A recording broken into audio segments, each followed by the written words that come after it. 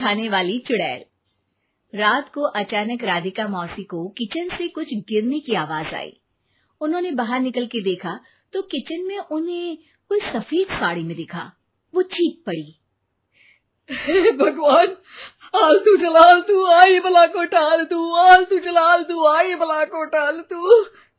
राधिका मौसी को चीखते सुनकर श्रवण बाहर आता है भागते हुए।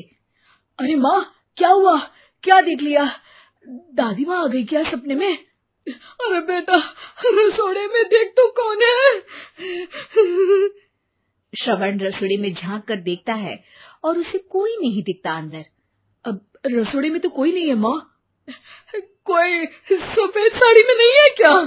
नहीं माँ, कोई भी नहीं है। चिल्लम चिल्ली की आवाज सुनकर काजल भी वहां आ जाती है। अब क्या हो गया माँ जी? अरे बेटा, रसोड़े में एक चुड़ैल थी सफेद साड़ी में। अरे क्या कर रही थी वो अंदर? अरे बताया नहीं, कल आएगी ना तो पूछ लूंगी। चुड़ैल जी, आपका क्या प्लान है?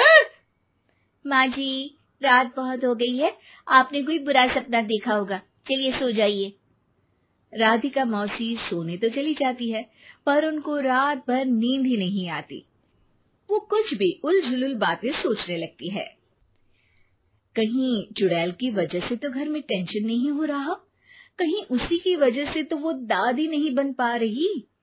सुबह जब राधिका मौसी रसोड़े में छानबीन करती है तो पाती है कि नींबू का अचार गायब है। चुड़ैल नींबू का अचार ले गई, मुझे तो ठीक नहीं लग रहा कुछ। चुड़ैल को भी पता है कि जिंदगी का असली मजा तो खट्टे में ही है। राधिका मौसी झट से श्रवण को फोन कर देती है। बेटा, मुझे समस्या समझ में आ गई है, हमें एक तांत्रिक की जरूरत है।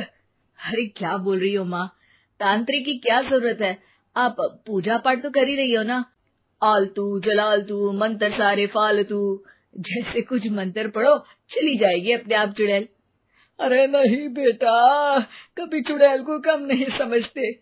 अरे तुझे पता भी नहीं चलेगा कि कभी वो छल करके काजल की जगह घर की बहू खुद बन जाएगी। क्या माँ, कुछ भी बोल रही हो? कहाँ काजल और कहाँ चुड़ैल? वैसे एक बात बताओ, काजल को अगर गाने के लिए बोल देना तो चुड़ैल काजल की आवाज सुनकर घर तो क्या, धरती लोग छोड़कर चली जाएगी। तुम ना पढ़े लिखे बच्चे हर चीज को मजाक समझते हो।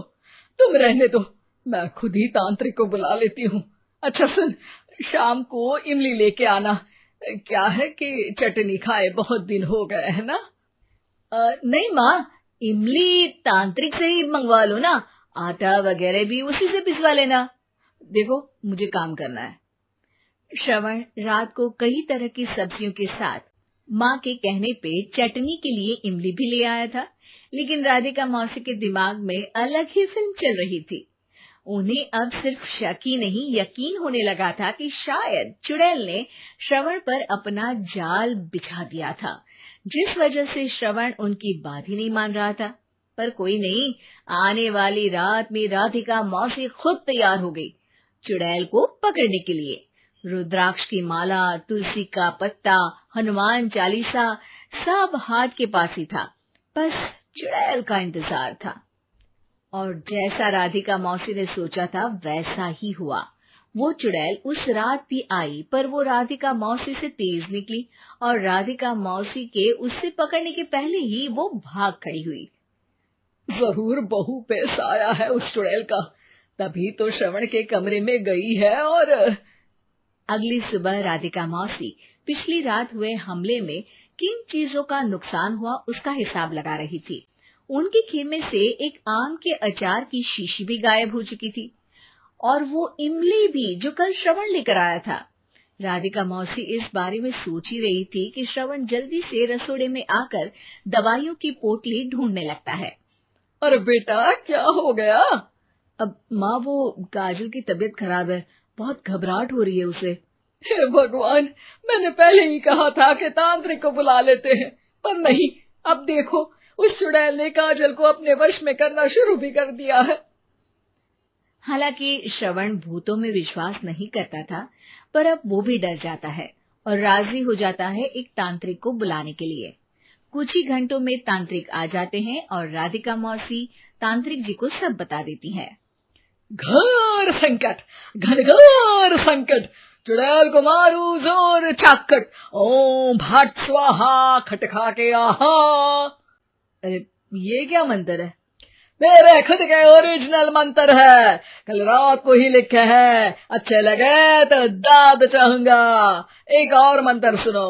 अर्ज किया है आब्राकडाब्रा, दिल्ली बम्बई आगरा, चंदा मामा सोरले सुरन मामू जारा। ये मंत्र है?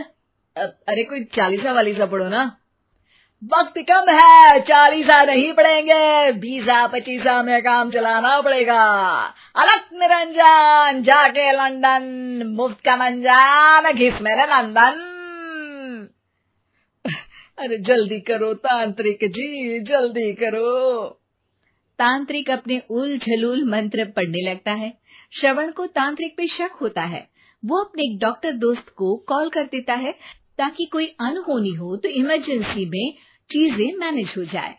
तांत्रिक धुनी रमाता है, जिसकी वजह से कमरे में काफी धुआं हो जाता है और जिसकी वजह से बहू की घबराहट बढ़ जाती है। अब भागेगी चुड़ैल। हाँ। बहू खांसते हुए धुएं से बचने के लिए बाहर चली जाती है। अरे भाग रही है, भाग रही है। पीछे पीछे श्रवण भी जाता है। बहू एक सोफे पर बैठ जाती है। तभी डॉक्टर दोस्त आ जाते हैं और श्रवण को पानी लाने के लिए कहते हैं।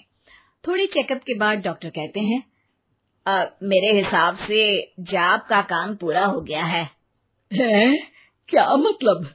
अरे कुछ भी नहीं माँ, कोई चुड़ैल नहीं है, खुशखबरी है, अब दादी बनने वाली है। मगर वो सब अचार के डब्बे। श्रवण दोनों अचार के डब्बे अपनी माँ को दिखाता है, जो कि उनके बिस्तर के नीचे छुपे हुए थे। आपने सही बोला था माँ, वो चुड़ैल काजल ही थी जो खट्टा खा रही थी। हमें कल ही पता चला, पर हमने आपको ये तांत्रिक वाला काम करने दिया ताकि आपको भरोसा हो जाए कि भूत वगैरह कुछ होता ही नहीं। अच्छा, ये तो बड़ी खुशी की बात है। पर बेटा मुझे एक झाड़ू तो ला दे। क्यों माँ? ये तांत्रिक का भूत उतारती हूँ मैं। अब तांत्रिक राधा मौसी के डर से घर से भाग निकलता है और राधा मौसी उसके पीछे भागती है। अरे संकट ये घनघोर है, तांत्रिक मुआ चोर है।